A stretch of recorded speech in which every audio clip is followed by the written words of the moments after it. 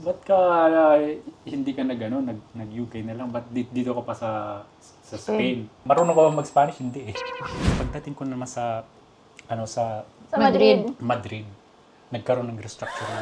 Nasama ako sa restructuring. Ano nangyari? Bantim. 900 na dissolve. Isipin mo, ano bang pinaka-importante sa buong buhay mo? Like, family, Oo. work, Relationship. and Tapos relationship.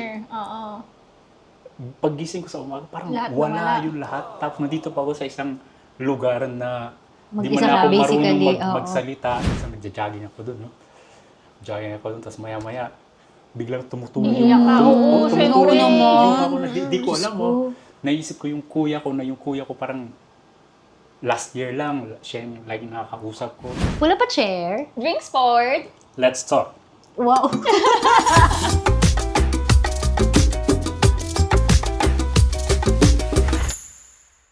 Pero yun yung usapan talaga kung paano namin i-handle yung isa't isa sa Relationship. partner o sa relationship namin kasi 5 years na kami, kumbaga nandun na talaga kami sa Matagal na. nagta-travel na kami. Napunta na nga siya sa probinsya. Tapos yung mga family namin, yung family, tapos yung family ko nagpunta na sa Singapore. So, pero ganun, yun na rin talaga yung gusto ko, magkaroon na rin ng family. Pero gusto ko muna magpunta ng Spain. So gusto ko, yung goal ko talaga doon mag ng citizenship, yung 2 years, pag may opportunity ako doon. So yun yung in-explain ko sa kanya. So, after sa lahat ng conversation na yan, talaga, as in, sobrang challenging. Ang dami namin mga pinag-usapan. Pero naging okay din yung parang usapan. Tapos, pagpunta ko dito sa Spain, nakikita kami like, once in every 3 months. Siya yung pumupunta dito. Pumunta siya dito. Oo. O kaya nakikita kami kung saan sa Europe. Somewhere, O kaya oo. pumunta ako ng Singapore. Singapore. Sobrang magastos din talaga. Tapos, For love. Yung tapos trabaho din dito. Tapos pagdating ko pa dito, grabe yung adjustment. Tapos, alam mo yung, di ko alam kung paano mag-adjust din dito. So, yung At may language barrier pa. Unlike Singapore na naging English Tapos, naman. Siyempre, 10 years ako doon sa Singapore. Kumbaga, family ko na rin talaga yung mga nakakasama ko doon. Tapos tinatanong na, ba't ka hindi ka nag-UK na lang? Ba't dito ka pa sa Spain? Kasi Yung hindi passport. Sabi nila, di ka marunong ka ba mag-Spanish? Hindi eh. So, kaya ganyan yung reason eh. Kasi para matuto ako mag-Spanish. Tapos gusto ko talaga dito. So, yun yung parang nasa top of my head ko lang na, okay, ano ba yung setup o dito mag-start ka for like 2 years or 3 years.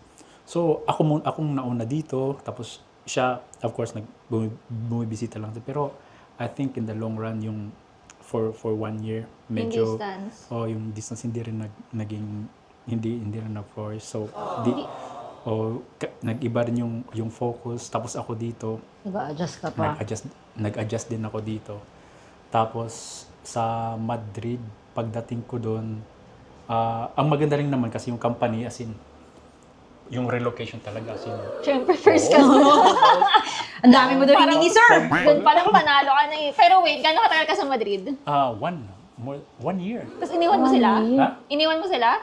Yung, Company. Yung company? Bago ka lumipat ng Barcelona? Okay, hindi mo sila?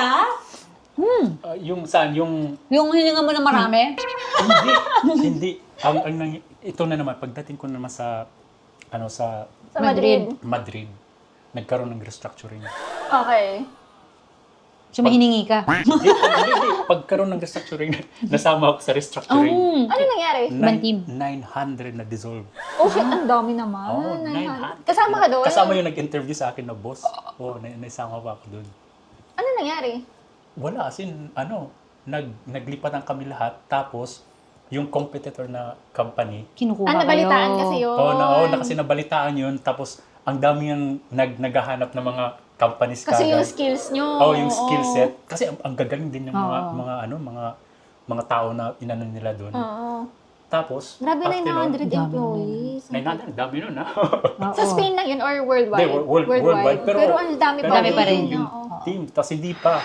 After next year pa, Isa pa ulit round. isang Another round wave. pa sila. Yung mga natira doon, as in wala. This one talaga lahat. Oh, shit. Yung mas mahirap, yung second round, mas mahirap kasi mahirapan sila maghanap.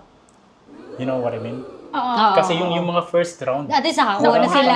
Oo. Oo. Pagdating ko dito,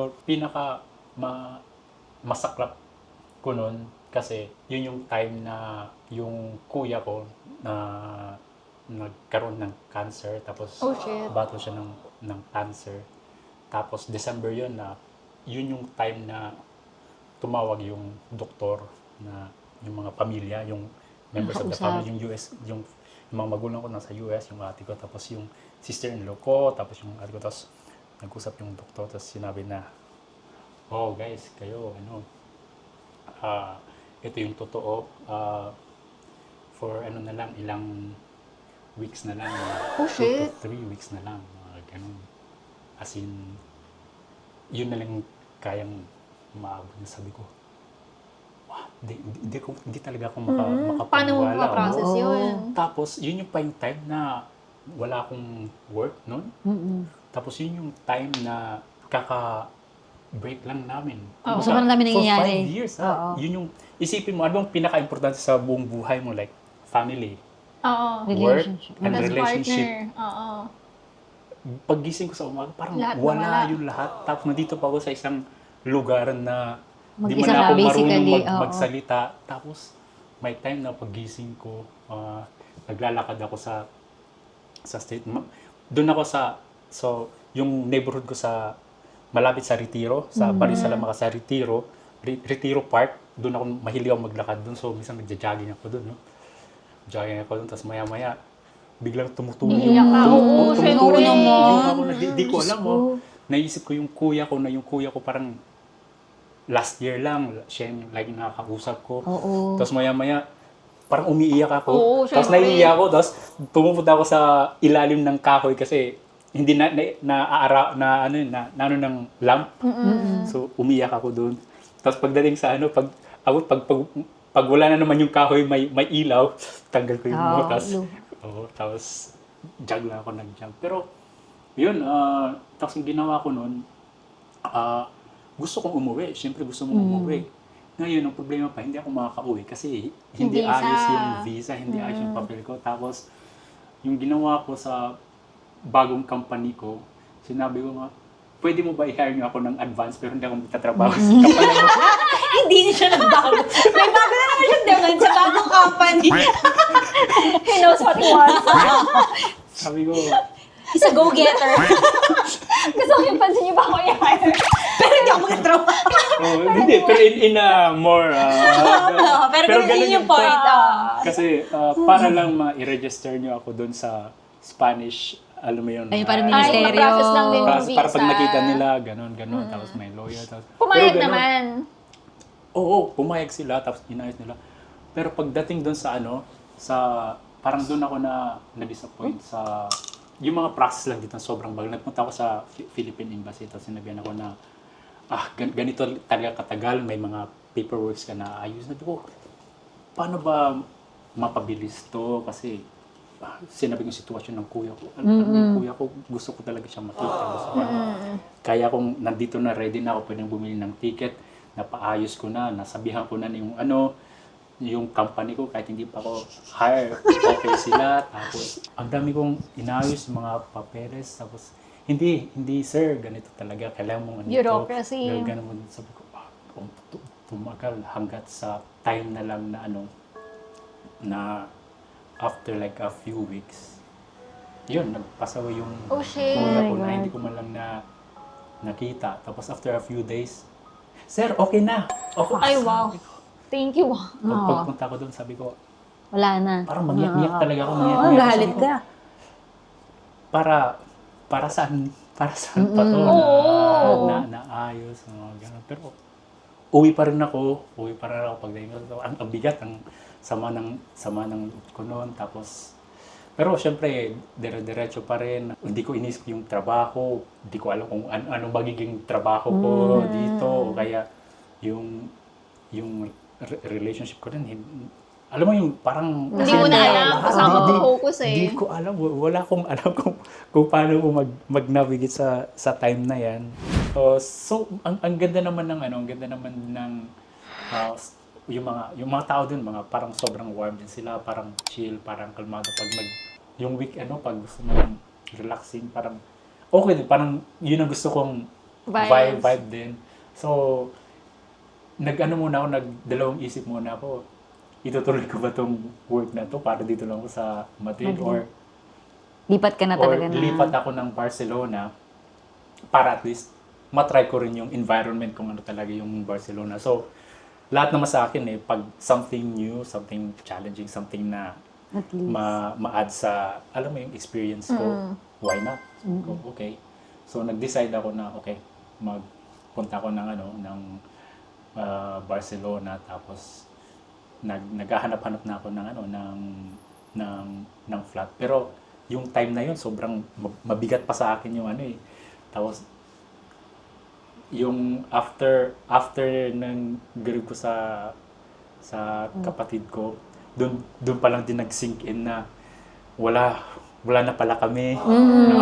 Alam mo yung after 5, wala na pala. Ay, di ko alam. Tapos bago ako mag-start ng parang naisip ko lang na ang daming nawala pala sa akin, tapos maya-maya itong work nagde-demand na naman ng ng time. So wala, dire-diretso lang talaga. Pero I think one thing to be thankful siguro, yung work din yung nagbigay sa akin ng, alam mo yung Distraction. distraction ng Tsaka nakapagpatuloy. Oo. May reason ka kasi. dire-diretso lang din. So, minsan pag sige, hinga lang, tapos diretso trabaho. Parang Tapos, nag-autopilot ka na. ang dami kong may mga times sa gabi na natulog ako na parang natatakot ako na sobrang natatakot ako, pero di ko alam ba't ako Bakit? natatakot na Oo. lalaki kong tao, matatakot. Yung Uy, normal lang naman yun. hindi naman. Hindi naman. Pero, di ko alam kung Saan nanggagaling saan yung fear? nanggagaling yung fear sa... Na baka may marinig ka na namang balita Oo, pagkagising. oo. Kasi first time ko palang ma-experience talaga nun na mawalan ka ng Super close. So close sa family. Tapos, Sobrang unexpected. akala ko kasi maging okay. Kasi umuwi ako ng Pilipinas, nag-donate kasi ako ng bone marrow para sa kuya ko. Pero akala ko mag-match hindi nag-match, kaya doon nag-spiral yung health niya. So, yun, para sa akin, nag-decide na rin ako na nakapag-decide na okay, hindi na naging parang healthy yung tulog ko dito sa room na to. Parang sobrang weird na kailangan ko talaga lumipat ng Barcelona. Yun yung naging reason mo ng move. Kailangan mo ng change of environment. Doon na lipat ako sa tapos kung ano man doon, wala akong start ako ng fresh doon. Tapos ang nangyayari doon, okay, doon pala, idealist na ako ng idealista. Uy, may nahanap ako dito. Tapos pagdating ko dito, boom, nakuha na kagad.